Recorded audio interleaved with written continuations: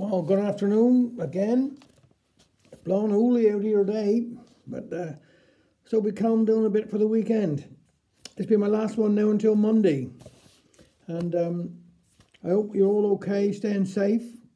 Last night was terrific outside, listening and clapping to all the people. Seem to be getting more really, which is good.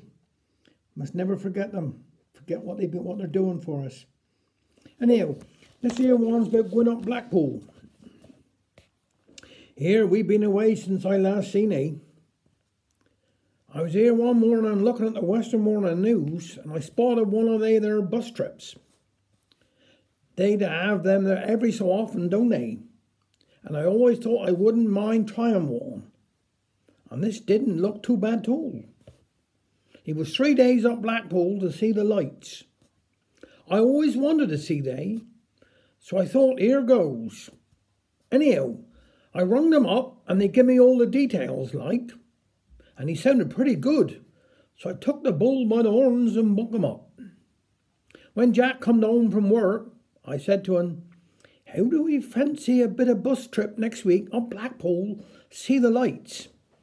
It's only for 3 days, and you got a bit time off come, haven't we? Yes, he said, that don't sound bad, do it?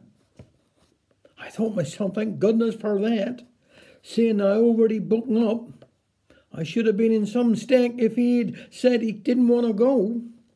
Anyhow, we was due to go on the Friday, and we had to be down Camborne Church at 5:30 in the morning. I was afraid of my life we was going to sleep late and missed the bus. So I set the alarm clock and put the radio on, the timer switch just to make sure of 'em, but I not needed a bothered because I hardly slept for the night. And 3 o'clock in the morning, I was up making tea. Of course, Jack being a true Cornishman, smelt the teapot, didn't he? So down he comes. What's the matter with he said. Can he sleep?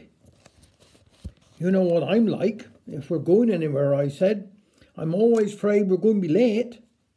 I'm best in whether or no to clap in a pasty for the journey.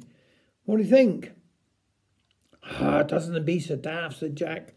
They just stop every so often at these here motorway calves, and you can get anything you want. I know that, I said. But you can't bet some good home cooking, can he? Anyhow, the upshot was that I decided to take a few sweets and a bit of fruit and a couple of packets of crisps, just in case, and off we went. I left from church early in the morning. He don't feel funny, don't I, going down through the town. Everywhere is so quiet and no cars. He isn't so bad in good weather, but I bet it's awful when you're stuck down there waiting for the bus in a flood of rain. Cut a long story short, we had a handsome journey. The coaches are some comfortable, now aren't they? You don't know you're moving. And the drivers, well, they'd look after ye, foot and finger.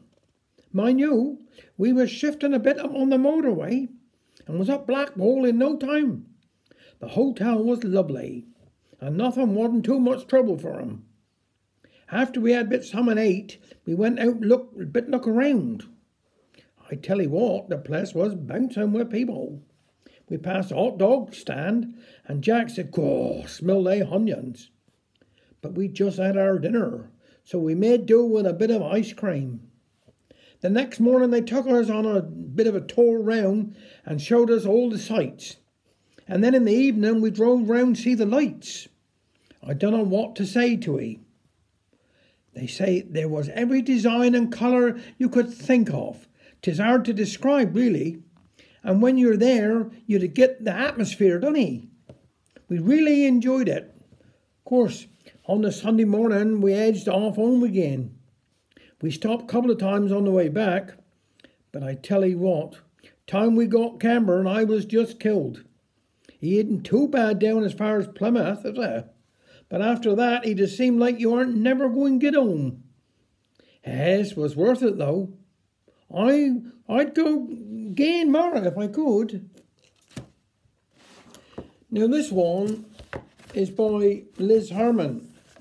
This is a little one I thought, well, round off the end of the week. It's called Sick Visitors.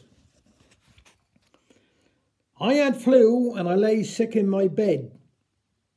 I was aching all over from my toe to my head. Then my friends came to see how I was doing, and when they all went, I felt like a ruin. The first to come was Mary Jane. "Hello," she said, "here I got such pain. Going down through me cheens, and you'll never believe it, I can't find nothing at all seems to relieve it. Still I must suffer in silence and not make a fuss. Oh look, here's Emily, just come off the bus." Said Emily, "I must say you're looking all right. As for me, I tell 'ee, I was up half the night, feeling all wished with a pain in my belly, while my legs, they seemed to be made of jelly." Then in comes Agnes with a woeful expression. "I'm feeling mortal. I've got this here depression that comes when I got a lot of housework to do. You ought to be thankful you only got flu." Said Edith, "I'm under the doctor 'cause I can't breathe. When I run for the bus, oh, my bosoms do heave. He says to lose weight, but you know that's absurd. He'd know I pick at my food like a bird. Is that box of chocolates there in your reach? Pass me the coffee cream and then I'll try a peach. And perhaps I'll have a biscuit or two. Oh, I nearly forgot. What's the matter with you?" And so they happily chatted all around my bed, comparing their complaints till someone said, "My soul, look at that time. Come, girls, we must fly. We're a hectic night at the WI.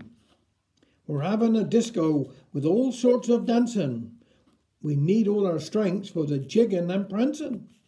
So each of them rose to depart like a shot. The various illness quite forgot. To each I did say, "You've cheered me no end. I'm sure that tomorrow I'll be on the mend. Thank you for coming." I called weak from my bed, then thankfully turned over and covered my head. "Now, if you're ever sick and I come to see you, I promise I won't talk of when I had the flu." Well, thank you very much.